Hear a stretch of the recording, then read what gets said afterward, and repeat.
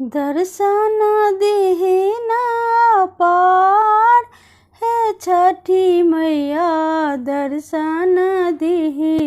ना पार, दर्शन देहि ना पार है छठी मैया, भेंट लेहि ना हमार, भेंट लेहि ना हमार है छठी मैया, भेंट लेहि ना हमार। ससुरा में मांगिला अनधन सोनमा, ससुरा में मांगिला अनधन सोनमा, नहिरा सहोदर जेठ भाई है छठी मैया, दीहिन दर्शन अपार,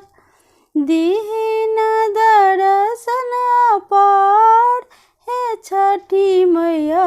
दर्शन दीहि ना पार, भेंट लेहि ना हमार है छठी मैया,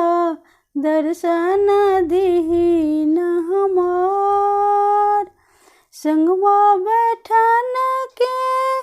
बेटा मांगिला, संगवा बैठन के बेटा मांगिला, बुढ़वा दवन के पूतो है छठी मैया, दर्शन दीहि ना हमार, दर्शन दीहि ना पार है छठी मैया, दर्शन दीहि ना हमार, भेंट लेहि ना हमार है दीनानाथ, दर्शन दीहि ना पार।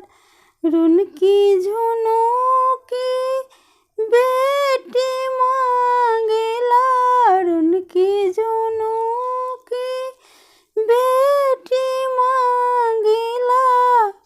पढ़ल पंडित दामाद है दीनानाथ,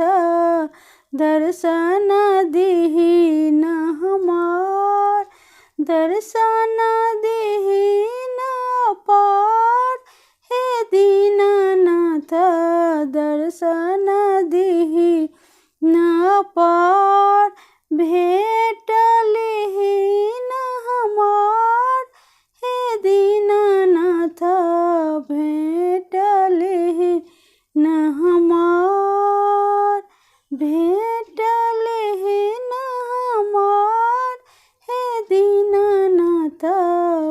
दर्शन दीहि ना